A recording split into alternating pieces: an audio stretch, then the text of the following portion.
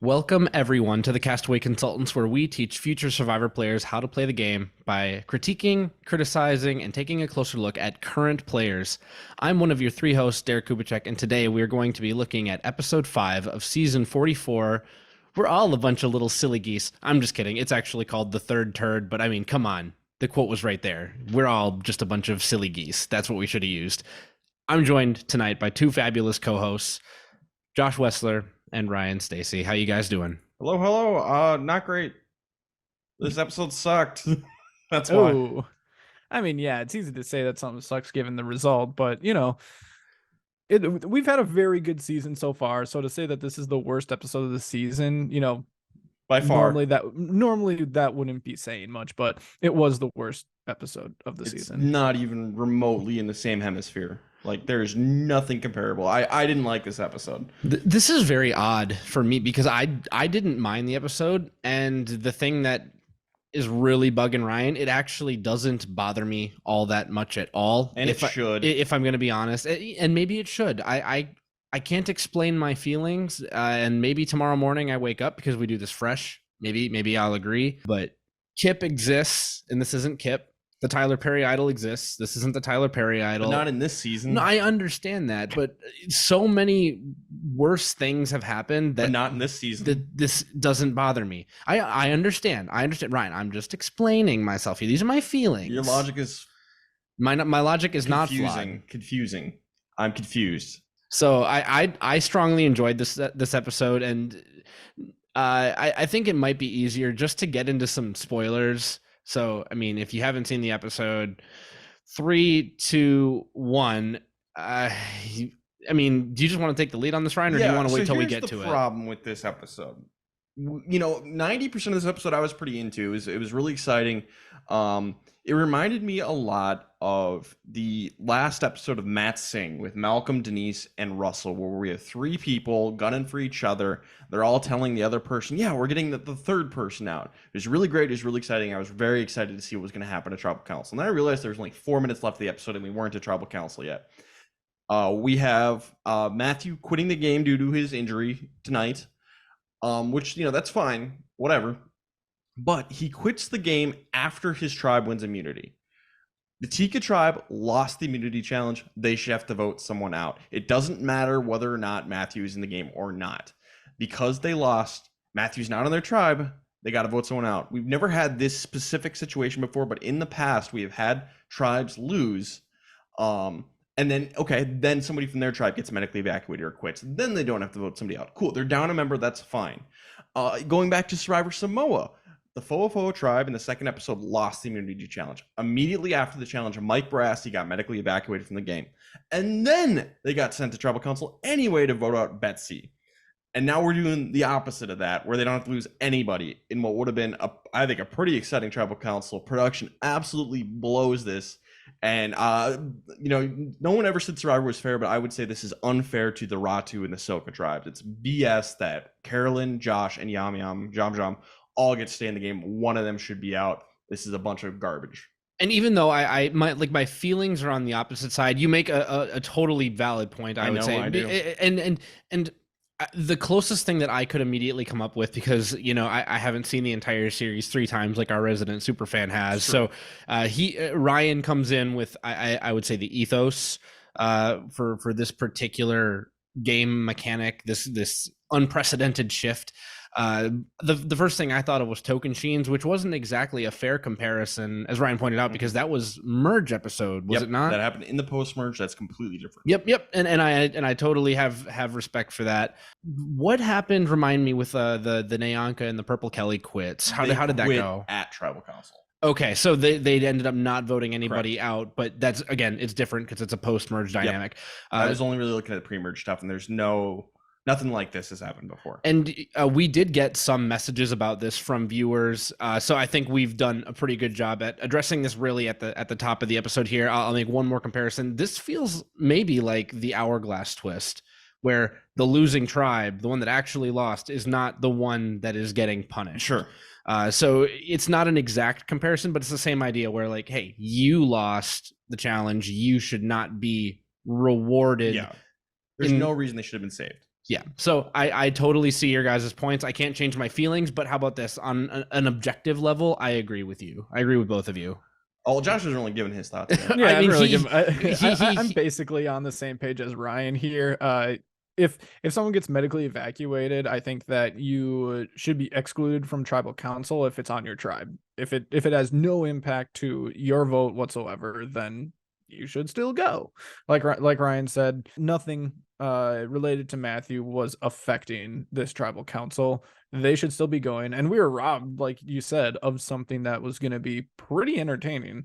We kind of get clued in on what would have very likely ended up happening. Who knows ultimately? Yeah, I have no idea, man. It seems like Josh would have ended up going home here. At least that's just the way that it sounded towards the end of the episode. But who knows? I don't think production was changing really anything on the fly here. I think that, just to give them the benefit of the doubt, I think they're basically just allocating one medical evacuation for the pre-merge, which we spent in episode 1. But even if that's the case, have a backup plan. And they do have backup plans. It's not that hard to call an audible and be like, all right, so we're going to merge with 11 people instead of 12. In the past 3 seasons, we have done both. Heck, I think we did one with 13. You can do an odd or an even merge. They've done it before. Well, I don't know if they're going to end up doing the earn the merge thing next episode. The merge is next episode. Merge-ish thing is next episode. They're all going to be on the same beach. Yeah, one worlding. Yeah, we're one worlding everybody, whatever form that takes. They have done it with odd numbers. They've done it with even numbers. They have done it with medical evacuations and quits affecting that. It's no big deal. You can do it again. This is garbage. Well, and here's the thing is your backup plan can be you merge at the exact same time that you would have, but we've seen the last couple of seasons, the first person out at the fake merge is not part of the jury. All you'd have to do is just change that up and just include that person instead. If that ends up being, something that is an issue, it seems like a pretty easy answer that they could have avoided. Completely dropped the ball. And especially because I think we missed out on some serious entertainment. And that's what this is all about. It's a show. We're entertaining this. I think this tribal council would have been great. I do feel robbed because here's a more fun question for both of you. Is Carolyn and Jam Jam the messiest pre-merge duo of all time? Potentially, yeah. Because I've been racking my brain on the more positive side of things, trying to think of a messier duo. Maybe like Abby, Maria, and Pete would be strictly pre-merge. I would say probably. And I was immediately thinking of Abby Maria and Pete because of recency bias with our Rewind series. I was trying to go back a little further. For some reason, like Jenna and Heidi were coming to mind, but like they had power, They so weren't even messy. Yeah, they were just dramatic. Yeah, they were just goofy. Nora with anyone, Debbie with anyone, I guess. But they didn't really have like a person for good reason. So anyway, I just wanted to throw out that thing to kind of start the actual podcast proper on a more positive note, because like Ryan said, 90% of this episode was a lot of fun, and we're going to get into that now. Yep. I'm still going to be very negative all night. Enjoy. Yay! Well, you got me. We're going to teeter it. All right, you guys ready to jump into this episode? Yes. All right, so let's go over to the Tika tribe. Jam Jam is not happy. He was left out of the previous vote. Carolyn isn't happy because she felt like she was on the bottom with Jam Jam and Sarah. So basically, this tribe all hates each other and is mad at each other, and it's great. It's just a glorious mess. This tribe. Exactly what you would have expected after the end of last episode. Mm-hmm. It was fun. Over on Ratu, it's established Matthew's still in a lot of pain from this injury he got from climbing up the rock and dislocating his shoulder, and this is going to end up taking him out of the game in this episode because the pain is too much. But the other part that happens here is we have Carson, who was swapped to this tribe last time, and he's really focusing on his social game, building relationships with Matthew and Kane especially. Good episode for Carson. Yes, strong. He's assimilating very well, yep. And I think the way he phrased it was, I'm closer with Ratu than Ratu is with Ratu. Yep. And to make a statement so bold and have it presented in a way that doesn't make you look like a clown by the edit indicates that there's probably some truth to that. I think this will come back later in the season to bear some fruits. Well, I mean, I think we actually just mentioned this on last week's episode that, we don't really know what's going on over there at Ratu. They've been Not to Tribal really. Council once right away, but we don't really know where the lines are drawn since then. So that could be completely true that they don't actually work together that much. It's going to be really interesting now that we're heading into the merge, how that's going to lay out. So over on Soka, we have the tribe bonding. They all meditate in, I guess, in their real life. So they're all meditating together, getting along great. I would not fit in very well in this tribe. I mean, I would, if I was on a tribe with a bunch of yogis, I would definitely go do yoga with everybody else. If everyone else is doing yoga, I wouldn't be that happy about it, but I would do it. You're saying you're the Sophie in that group of Christians? Yes, I am. Assimilate. You gotta assimilate. But yeah, I'm like, ugh, I would hate being on this tribe. Infiltrate the yogis, find the spirituality. Yeah, I'm not into meditation or yoga at all. Like, it's fine if you are, it's just not my thing. But yeah, but this tribe is getting along great. We do get a really funny moment where Jamie, since she's also new to this tribe, she's trying to talk to Matt about strategy, and Matt isn't all that interested. He's just playing it slow. And so she goes to Franny's like, yeah, Matt doesn't really talk strategy. And Franny's like, man, I'm glad she doesn't know I'm in a showmance with Matt. What an affable fellow. I think he's just bopping around, having a good old time. Good for Franny on this, by the way. Like, hey, you know what? Fine, we'll play this down a little bit. That might lower the threat level come faux merge. I agree with this. And Matt's lucky to have someone as intelligent as Franny to keep the target off him. I gave her best of the best of the week either last week or 2 weeks ago for diverting the vote, and she continues to do well. I can see her going deep in the post merge. Can I say that this just backs up my point about Matt a little bit more? Oh, 100%. 100%. I stand by what I said last week, that Matt can't win this game. You said he can't. Oh, the can't win this game part? He's likable. He's likable. People, I don't know if I agree that Matt can't win this game. I agree that Matt is a bad player. Yeah. I'll take it. Matt is not great at this game at all. And we'll see if, because, this is the end of the pre-merge. We will be giving out awards for best and worst of the pre-merge tonight. We'll see if Matt wins worst of the pre-merge, because he ain't winning best. Yeah. Nope. But yeah, that was fun. And, Franny and Matt, I'm here for it. I'm rooting for it. I hope it works out. I really hope they went and got Ethiopian food, and I hope it tasted swell. And then whatever happens, It's exactly happens. it's exactly how to expect them to describe it. It's just swell. This is swell. So back over on Tico, we get a really, really awesome scene. This is probably my favorite moment of the episode. I loved this. So Jam tries to patch things up with Josh. And Josh is like, I don't trust you. And, that's fair. But they keep talking. Josh tries to make this, he's like, oh, I got this idol out of the bird cage. I definitely have another idol, and shows him the parchment. That'll come into play more later. But the stuff I really liked is both Jam and Josh, and actually Carolyn, they're all gay. I guess I don't know if Carolyn is gay, but she's part of the LGBTQ community. So it's our first gay tribe. But Jam and Josh, they bond over being gay, and they talk about like their coming out stories and all this stuff like that. And it's a really nice moment that we don't get a ton of this on Survivor, especially, they usually would cast one gay person a season, so there's no one for them to relate to. But now this is I think there's like 6 or 7 queer people on the season. So, these opportunities, it kind of reminds me of like the Zeke and Brett thing in Millennials versus Gen X. Yeah, Romeo and High more recently. Recently. It's nice to see these because, in the not so recent history, we wouldn't and really couldn't have gotten this kind of stuff, and so it's nice to have it. Yeah, it's migrated beneficially, I think, or positively, from people coming out to being able to bond over shared experience.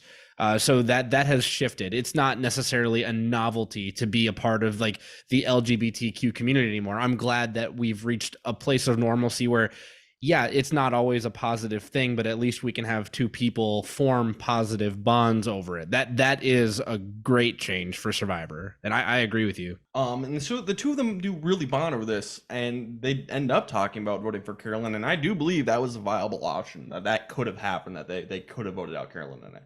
Josh, we know, was sincere, and that was what he wanted to do by the end of this episode, was take out Carolyn. We know Carolyn wanted to take out Josh, so the question is, which we'll get to, is what did Jam want to do? Yeah, and it was actually kind of surprising that Josh flipped so quickly, just because he was solid with Carolyn after the last vote. So it's like what happened between then and now to make him, I mean, because it's one thing if you feel a connection with Jam Jam being like, okay, like let's vote together, it'd be really cool to work together. That's one thing completely, but you already have voting history with Carolyn, so why hop off that train so quickly? We got a little bit of insight. It sounded like Josh and Carolyn didn't actually do a whole lot of speaking. They hardly knew each other, which leads me to believe, and Josh, you and I agreed on this last week, that it was more of a marriage of convenience than anything. It was a transaction. Carolyn wanted to make sure that she didn't get caught in any backdraft if Josh played his idol for himself, and Josh just wanted to make sure that he didn't go home. And yeah, he played his idol, but he was able to fracture Jam Jam and Carolyn in the process. So he accomplished his goals. Carolyn accomplished her incredibly short-sighted goals, but valid in some ways. And now we just go on our separate ways. And so I don't fault Josh for this. I think Carolyn should have maybe done a better job at making Josh feel like, hey, this is a relationship that we could work on going forward. And she didn't do that. The question is Josh blowing smoke right now? And does he change his mind later once Carolyn comes back from her journey that she's going to go on? Is that when he switches, or does he switch now? And if he switches now, it could just be Carolyn's a wild card. Yeah. I don't know if I can work with her long term, which is fair. Fair thought. So I think it could be either one of those as well. At the very least, these are the seeds being planted. Immunity challenge. Ratu is going to win immunity, followed by Silco. So the Tika tribe of 3 is going to tribal council, definitely. Ratu gets to send one person from each tribe on to Mystery Adventure Island. Brandon is going to volunteer for his tribe, which could be smart for Brandon. We're going into a merge. He's the biggest guy out there. He could be an easy target. Maybe try and get an advantage. So I don't hate this move for Brandon. And especially when you're not going to tribal, like you know you're safe. You're not going to be a target by going to Adventure Island. Danny and Carolyn are the two they send with. But then we're going to have medical checking up on Matthew because he's been in so much pain.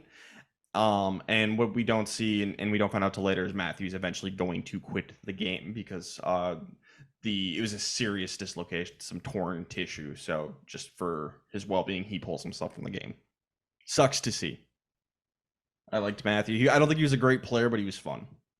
Yeah, I didn't really catch it at the end of the just kind of before it went to commercial break. I guess I didn't even catch the fact that they said like Matthew, we're going to check you out at medical or anything like that.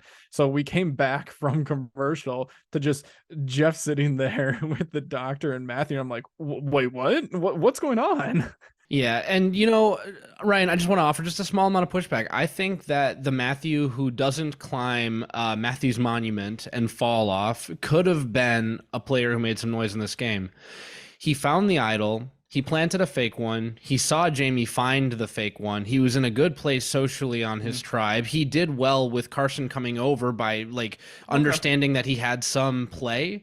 I think that Matthew could have gone pretty deep in this game, and he was at least set up. Like he did everything I think he could have, other than not climb a rock. Yeah, lacking some common sense, maybe is the better way to phrase it. So that golden retriever energy really got him in trouble because of that injury. And if he would have been able to settle himself down and play the exact same game with no injury, he had potential. Yeah, we just take Mr. Peanut Butter out back and put him down. Oh no, old Yeller. He's old Yeller. He got absolutely old Yeller here. Oh, old Yeller himself. I do agree with Derek though. Take away the whole shoulder. Yeah. I mean, or add the shoulder back in, whichever way you want to look at it. And I think that Matthew is set up really great going into the merge here. We don't really know what Ratu's looking like, but he's got a lot of connections. I think he could be set up for the long run. Unfortunately, it doesn't matter. Yep. And by the way, this is with the big asterisk that if he doesn't do the most important thing that happened to him this pre-merge, he would have been a good player. That's a lot of people. If he didn't do this incredibly stupid and short-sighted thing, he'd be a solid player. It's a big thing. It's an outside of the game thing that happened to happen during the game. If he was visiting the island, he'd have climbed the rock and he'd have fallen, but it wouldn't have mattered. Self-control. So, don't climb Matthew's monument. So we go back to Tika and Josh and Jam Jam. They're alone here. Josh's like, I want to save my definitely real idol. So why don't we vote together and take out Carolyn? And they're like talking like, okay, when she comes back, we'll each talk to her separately and then we'll compare notes and just see what she says. Cool. Great plan. This never happened, by the way. Yeah, that's because Carolyn. If it was someone other than Carolyn. True. Mystery Adventure Island, there's no advantage, there's no game. We're just going to hang out at the sanctuary and have a snack. And the whole time, this is just Danny and Brandon broing down and completely ignoring Carolyn. Like comically. Not a good look for my newest winner pick. This was absurd. Like, I was laughing so hard because I couldn't believe how much they were just ignoring, and they kept doing it. She'd be like, wow, I'm really glad to be included in there. She's like, no, you're included. And then they would ignore her again. And they just kept doing it. The big thing is, even because I understand the edit can really whoop-de-wop us here. Maybe they were including her in the conversation, but you just look at their body language and they were like shutting her out. And what really made me laugh is when they were talking about tattoos. Danny was like, oh, Brandon, I've been meaning to ask you about your tattoos. And meanwhile, here's Carolyn, equally, if not more tatted up than like either of them. It's like, no, why do you ask her about it? Just come on. Now everyone knows there's a Meathead Alliance because you know Carolyn is going to have a little bit of that merge wine and it's all going to come out. Yeah, after like the first comment that Danny made, I'm like, oh, you know, it could have been the edit. You know, he could easily be talking to all three of them. He reassured Carolyn, like, whatever, it's not that big of a deal. But then he kept saying over and over directly to Brandon, just like, you and me, we got to watch out for each other. Like, you and me, we're the threats. Like, if you specifically singling out just the two of them. I'm like, dude, what are you doing? No. Yeah, I don't think Danny or Brandon are long for this game, honestly, at this point. And I mean, Danny has himself an idol, but I think he might get targeted early and then often. So it's an interesting dynamic, and they were able to cobble together a supercut of Carolyn being excluded from one lunch, like one dinner. Not good. So it's not good at all. And it's so not good. Carolyn's going to return to camp and immediately just tell them, like, yeah, they excluded me. They're forming a Meathead Alliance. Josh, you're part of that. And she just basically says she was going to vote for she's going to vote for Josh. And later, after Jeff tells them they're not going to tribal council, she just straight up says she wanted to vote Josh. Oh, really wanted to vote you out. I'm definitely joking. So if Josh wasn't on board with voting out Carolyn, he definitely should be now because she is flipped. And by the way, I want to make two more comments about that Mystery Adventure Island trip. One, just for a fun fact, the three people who were there were the three people that opened the bird cages. I thought that was pretty fun. And of course it didn't come up, and why would it? But I thought that was fun. And also, tinfoil hat, I think the fleur-de-lis on the sign leading up to the pavilion, I think that was an idol. And I think it was the Adam Klein in memoriam fleur-de-lis. I mean, on that topic, we did get a message on Twitter from Titan in PA, who was asking about if there was an idol or advantage at the feast that no one ended up looking for. It complete speculation because there's no way for us to know, but I could see that being the case. That'd be fun. I'm waiting for the moment where that finally happens. It's gonna happen. And the other side of that is the fact that they do this and they go back and everyone doesn't believe that nothing happened just goes to show how messed up the players are in terms of keeping track of advantages and idols in the game. Like, we can barely keep track, and we have a literal scorecard on the Survivor Wiki saying what everyone's got, and it's still tough to follow. Yeah, absolutely. Survivor 44, Fake Idol Island. Yep, that should be the subtitle. I will say I do really like putting one of these instances into the pre-merge if you're going to have a few Mystery Adventure Island trips, just as like the possibility that someone can either lie about it in the future or it just comes up where it's like, no, there literally was nothing going on. We just sat and talked and exchanged information and whatever it might be. This was good. It was basically just a summit. Yep, I liked it. Totally fine. We get the inter-tribe dynamics. That's what we like. With no advantages. This was fun. I liked this part, especially with how it went. Yeah, because we got the bro down, hoedown. Like, how did this happen? And other, I don't think we mentioned it, but other really small piece of information is that I think Carolyn let it slip that Josh had an idol from Yep. the previous summit, it really is not going to matter. No, in the because end, Jamie because and Carson's idols are going to expire here. they're going to Yeah. expire. But if they would have had this, kind of just like one tribal earlier would have Yep. really mattered. So Carolyn gets back and, they're talking about, what's going to go on. And Josh is getting nervous. So he's like, oh, well, I got my idol. I'm going to play it. And he, they asked to see it. He pulls it out. And Jamjam's like, these are the beads from Tree Mail. And he just can't stop laughing. And Josh's like, no, they're not. I promise. And Jamjam holds it. And it starts falling apart in his hands. And Josh's like, don't break it. Give me back my idol. The producers definitely spent a lot of time making this. Don't break it. That'd be a good one for the producers. Just this janky, broken idol. It is an idol, but it's just janky and broken. That'd be a good one. Fun fact, if you listened to the Jeff Probst On Fire podcast this last week, he actually said, if you remember our first immunity idol, it was this beautiful, like, hand-carved thing. It was very gaudy. And then you remember the idols from Survivor China. They're these huge things. But if you think about it, over the last couple seasons, the idols have been getting smaller and smaller and less assuming. And it's because we want anyone to be able to make a fake idol convincing, which I hate. Come on, if someone likes doing like beading and craft work and whittling, like they should be able to go out there with that advantage to do more than it's an effing stick. I do kind of miss the gaudy idols a little bit, but yeah, he did say that was an intentional shift in the design of idols over time. Mm-hmm. I think they should just mix it up, do some different, like with the idol design every season, make them nice, make them crap, do whatever, keep people on their toes. Yeah. I want a random China like idol, the big square plate thing. Here's a lamp. It's an idol. You have to play this lantern, but it is an idol. Just something like that. I don't know. That's fun. You can turn anything into a Horcrux. I mean, idol. Yes, exactly. So, Josh definitely wants Carolyn out now. Carolyn definitely wants Josh out. The question is, what does Jamjam want? It's not gonna matter because Jeff is gonna arrive and tell him Matthew's out of the game, and Carolyn's like, "Dang it, I wanted to vote you out, Josh." And he's like, "Yeah, I know."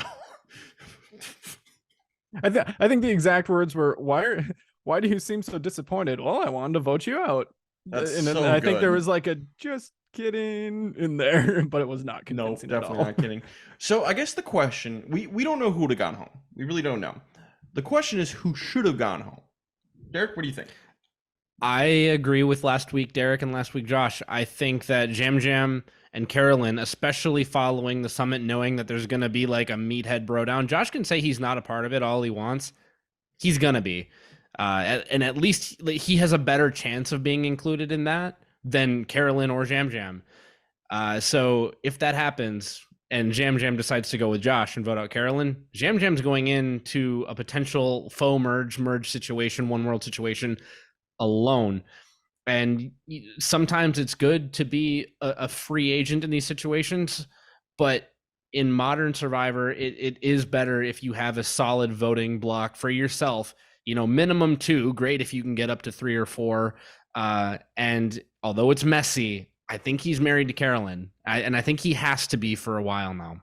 Yeah, I'm glad that Derek and I were on the same page last week with this, and I feel stronger about it now. That they should, they being Jamjam and Carolyn, should kind of make amends and get back together. You have one vote in disagreement, and it doesn't mean that you're locked together for the rest of the game, but it just makes sense that you guys get together and vote Josh out. You have no idea. You can make assumptions, but you really do have no idea what his relationships are like from the other tribe and what's going to happen come merge time. You can make new relationships with other people without needing the connection from Josh. So I like them pairing back up as a duo here. The correct answer is to vote out Jamjam. Carolyn played this badly, and Josh ended up having to react to that. Carolyn and Josh should stick together, but that's not happening. So what's the Jamjam do in this fortuitous situation he finds himself in? I think you guys make a good point. I think my counterpoint, which I don't 100% agree with, I'm not saying you guys are wrong, but the counterpoint would be like, okay, you could use Josh's inroads into the other tribe, which Carolyn doesn't have. If you vote out Josh, it is just you and Carolyn. You haven't met anybody else really besides on the Mystery Adventure Island. That could put you at a disadvantage. Whereas if you keep Josh, you might find some inroads to this Meathead Alliance, and you can use that to your advantage. You might find some inroads to Jisoka in general. So I think I just talked myself into Jam voting out Carolyn and keeping Josh. And remembering, there's two sides to that coin, though. Yes. If you vote out Carolyn, that means you've now shown Carson that you are not trustworthy, and you lose that inroads into Ratu. Not necessarily. But there's not necessarily that you get an inroads into the Meathead Alliance. They're in a bad spot. They are in a bad spot. So I think you have to take a bigger swing rather than the safer move here. And then you could just be talking to Carson and saying, like, yeah, Carolyn's insane. And he'd be like, oh, that's fair. But the bigger move, I think, would be to take out Carolyn here because she's like your day one ally, but she's not reliable and she's turned on you before. And I think, like, take the risk that you might be able to use Josh to help your game. I feel like you are suffering ever so slightly from like big move-itis with this mindset because this is pre-merge and it doesn't matter. Who are you talking to? You just said take the bigger swing in the pre-merge. Sometimes take the bigger swing, but Jam is set up so poorly right now. He's set up so poorly. You like to say, going into the merge, you like to give best player award. Typically, you do like the person who's the most connections. You know who's got the least connections? Jam. Yes, by no fault of his own. And you're saying that voting out Carolyn is going to help him with his lack of connections? Yes, because Josh has the potential to have connections. Carolyn has none. There's potential with Josh. There's nothing with Carolyn except distrust. There's not much trust with Josh, but Josh at least you can't trust either of them. Josh comes with connections potentially. Carolyn does not. I think we're underselling the fact that Carson would never work with Jam again. I disagree. I think if Jam's like, Carolyn turned on me, she was completely erratic wild card. He wasn't there to see it. That seems in character. I think Carson would be like, yeah, okay. Fight. I feel like Carolyn at the feast with you two just talking to each other and me standing to the side, just be like, hey, I'm here. I'm still here, guys. Mm-hmm. We're including Josh. I'm sticking with my opinion I think that Josh is the right vote here, but I do agree with Ryan on a couple of those things. I don't think that Carson would be a lost vote if you turn on Carolyn. I think it'd be really easy to explain away to him. Just like, yeah, Carolyn was coming after me. You know, she got some wild ideas in her head, yada yada, and then Carson would be like, oh, yeah, that makes sense. So I think that you'd be able to move past that really quick. So I don't think that there's a slam dunk direction one way or the other that you need to go with this. I still stand by that they should get back together and pair themselves with Josh, just because there's so much mystery about what his connections would be like on the other tribe. So I'll take the for sure number one along my side. So let's get into best and worst player of the episode. Derek, why don't you start us off? Who is your best player of the episode? I'm going to go over to Ratu. I gave it to Carson. I think we saw a lot of really good stuff from him making inroads with Ratu. I know that Matthew is gone, but the way the edit presented it was in fact that he has grown closer with these Ratu members, and he still has Jam and Carolyn on the other side of this faux merge as well. So I think that he has put himself in a fantastic position coming into this pre-merge, and we saw the fruits of what's happened since the forced mutiny sort of laid out to bear this episode. So I gave it to Carson. Josh? I had a really tough time with this. That's fair. I was thinking about Carson, and I don't feel super strongly about it, but I'm going to give it to Jam here just because I think I really do think that it would have ended up being Josh here. And at the very worst, it wasn't going to be him. It was going to be either Josh or Carolyn.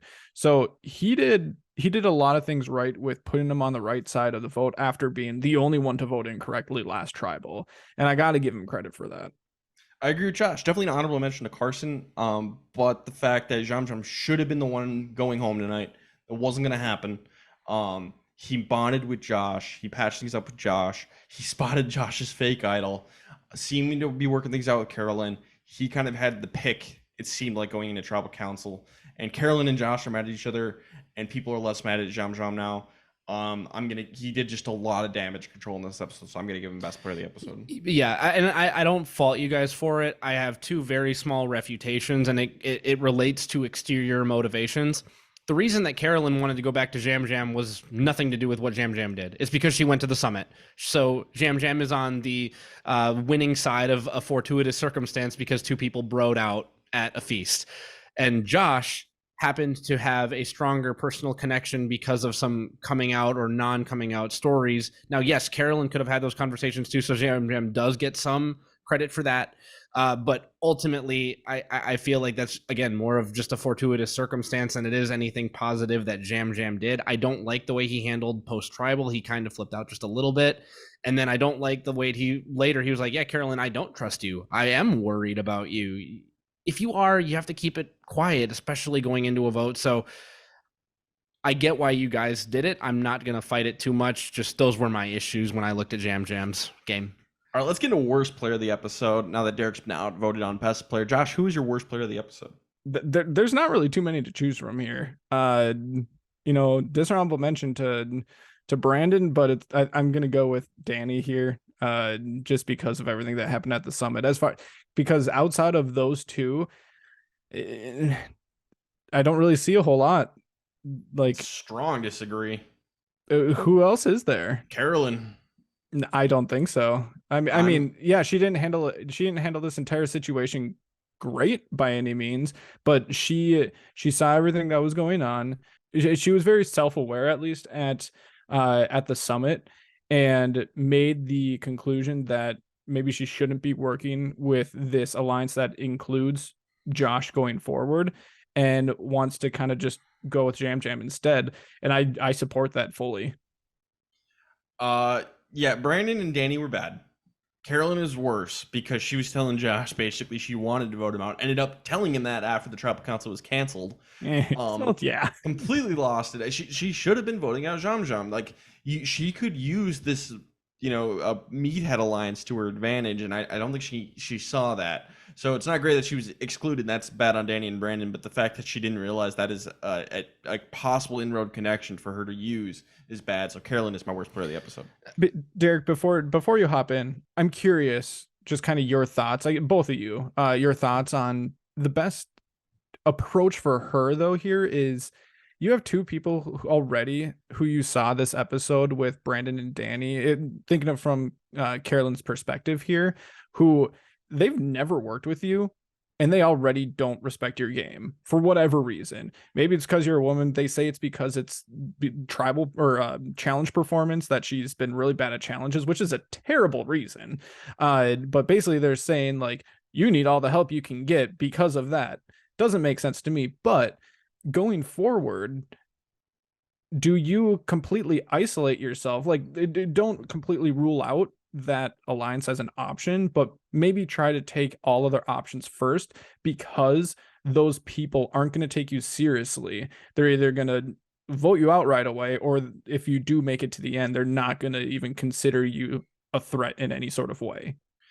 I want to address this in reverse order because I agree with Ryan that the answer is Carolyn. So I'll answer your question in a second, but I want to use different math to do worst player. I don't think voting out Jam Jam is in Carolyn's best interest here, but I do not like that she alienated Josh to the point that a voting partner from last episode was already willing to jump over and work with someone who he'd never worked with to try and get her out. That's bad on her social game. It's bad on Josh's social game too, but this is a two-way street and she should have done better. At the summit, I know that Danny and Brandon were bad, but again, like I don't want to be brusque here, but just do better. You can insert yourself into a conversation. You can be forceful. I know that gender and sex plays a role in that. I understand. But we have seen the best players find ways to make that work. Do you think that Kim Spradlin would have been left out of that conversation? Absolutely not. Do you think Amanda Kimmel? Absolutely not. Do you think Parvati? Absolutely not. Carolyn, yes. You'd think that a strong personality wouldn't get left out, but instead she chose to make faces at the camera and throw her arms up. And you think that Brandon and Danny didn't notice that? They did. So while they shouldn't be leaving her out, she should keep quiet about it and then go back to Jam Jam and say there's 100% a Meathead Alliance and we need to get them out. Play it cool until then. She can't do that. So Carolyn's worst of the episode. Now to answer your question, what should Carolyn do here?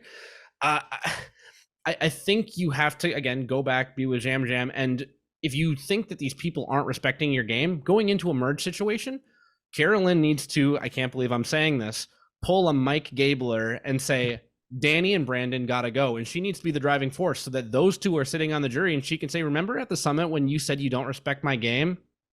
you're there because of me. Yeah, Carolyn needs to take those two out. And I think it needs to be like early and often, and she needs to somehow find a way for everyone to agree with her, but be the clear vocal leader, which she can be a vocal leader, but as for a driving force, I don't know if she can pull it off, but that's her move. She needs to go with Jam Jam, get her numbers, and vote out Brandon and Danny like as soon as she can, and be like, that's why you respect my game. Okay. You're 100% right on this one. Thank you. We disagreed once, we agreed once. Yep. And while I'm still going to stick with Danny as my worst player, I'm on the same page with you as Carolyn needs to distance herself from that group as much as possible. All right. Well, now that we're done with the pre-merge, we have to do our best player and worst player of the pre-merge awards. Reminder, the people who don't make the merge are not eligible. So the 6 people who have been voted out or evacuated or quit cannot win. We cannot give best player to Bruce, unfortunately. So it's got to be one of the other 12. So I will start us off. Best player of the pre-merge. I don't feel great about anyone. Everyone has flaws in their games. I had a really hard time figuring this one out. Ultimately, I'm going to give it to Carson because he seems to have the best social game. He probably has the most connections. For maybe Jamie, it's those two. And yeah, that's about all I got. Everyone else has major holes that we've seen so far, or just had bad episodes. Where things didn't work out for him. So Carson is my best player of the pre-merge. I agree 100%. And by the way, Ryan, I made a note, Carson, but I don't like it. Yeah, it's a default pick. The one mistake that Carson made, in my opinion, was not playing chicken on behalf of Helen back in like episode 1 or episode 2. Yeah. So that's his one mistake. Everyone else made bigger mistakes. I agree with you guys. I ended up and I thought about this for a solid 15 minutes, I think. Yeah. Like I had everything else, I have my notes that I take after the episode. I'd shot everything down and I got to everything fairly quickly. This is the one thing I sat on for a long time, is the best player of the pre-merge. And you have a couple of people that are worthy of thinking about, like I was thinking about, even like Carolyn, but that was more of a beats expectations type of vote. If I would give it to her, I just had such low expectations that I think I was just surprised by her so much. But she did also play poorly in a lot of instances, so we can't forget that. Carson really only had one negative area, and listen back on the episode, I even said in that moment, I'm fine with it. Like I was basically trusting his instincts at that moment. And, while I would have liked to see Helen stay in the game, I was okay with him flipping at the time. So that's why I ended up giving it to him. People like Jam Jam were doing well. Matthew, before he got medevaced, was doing well. Danny has had his ups and downs, but I liked him too in the pre-merge, but ultimately I gave it to Carson. All right, let's get into worst player of the pre-merge. And I want to remind everybody that last time we gave this to Mike Gabler, who deserved it. Yeah. Who 100% deserved it. But I just want to remind everybody that we could be, this pick could be the winner of the season. Hey, worst of the pre-merge is not cannot win. That's true. But we also picked Mike Gabler for that. Derek, who's the worst player of the pre-merge? I think there's only 2 options. And I think you guys are going to go the other way with this, but I'm going to pick Josh, because the one positive thing that Josh did this pre-merge was play an idol for himself that was gifted to him by production. Everything else that he's done, he's shown that he can't build good social inroads with people. He's generally untrustworthy. And I ultimately think, even though we don't know, and because we don't know, we can't give him any credit, I think he would have gone home this episode had they gone to tribal. But we don't know, so he gets no points and no demerits for that. So least likable, not good at making social inroads, and the one thing he did was gifted. Josh? It's Matt, slam dunk. I don't think it's even close. Matt isn't playing this game. He's playing Bachelor for some reason. he's in a showmance, a very, very, very visible and public showmance, and the person that he's paired with in that showmance is consciously willing to play against him if like absolutely needed. Like Franny is completely thinking about this in a way that's, I'm using him, and the feeling at least like can be reciprocal, but she is also thinking of it in a gameplay aspect as well. He is not. He's completely thinking of it as, hey, I want to go and date this person afterwards. And that is just ridiculous. And then you got extra proof this episode with Jamie basically saying like he's not even like talking strategy. He's not playing strategically at all. There's just been proof over and over and over again in the pre-merge that he is not a good Survivor player. I agree with Josh. Worst player of the pre-merge is Matt. Lack of survival instincts. Josh has them. He may not be very good at this game, but he's got the survival instincts. Matt, I got nothing. Seems like a nice guy. I will keep this under 15 seconds. The only reason I sided on Josh is because Matt, kind of against what anything he could have done, lost 2 votes day 1. And I know that doesn't mean you have to stop playing, but the social game is all he has. And I think being as friendly as he can and making people want to like him is the only way he survives enough votes to get his vote back. So I think weirdly, he's doing anything he can realistically do other than being a showmance. I get that, but I would rather be in a showmance with someone who you can rely on than literally have nobody want to work with you. That was over 15 seconds. You're right. I deserve that. Let's check in with our winner picks. So we're stuck with our winner picks, but at the midpoint of the season, we like to check in and see if we would change. If we can't, we're locked in. But Josh, you have Danny. Yes, I do. Would you keep Danny or would you switch? I don't know. That's not good enough. I know. I think I would. I don't like it, but I think I would. Oddly enough, I think I would actually switch it to Jam Jam right now. I really like Jam Jam's outlook here on the game because it seemed like Josh was going to go home this episode, and I think that the group with them, Carson, and wherever Carson is spreading his seed on the other tribe socially is gonna pay dividends for them overall. Well, speaking of Jam Jam, that's who I have. And I would switch off of him, and I would probably take Carson at this point. I don't love picking a 20-year-old, but what do you want me to do with this cast, man? I like this cast a lot. They were not very good at Survivor for the most part. So if you had to choose, would you choose Jam Jam or Danny? Jam Jam, easy. Okay. Easy, not close. Derek, you also have Jam Jam. This is so weird. Ryan already chuckled and said, this cast, man. I'm going to stick beside Jam Jam simply because there are holes in everybody's game. And, we saw Carson get into this great situation with Ratu with Matthew, who, by the way, is gone.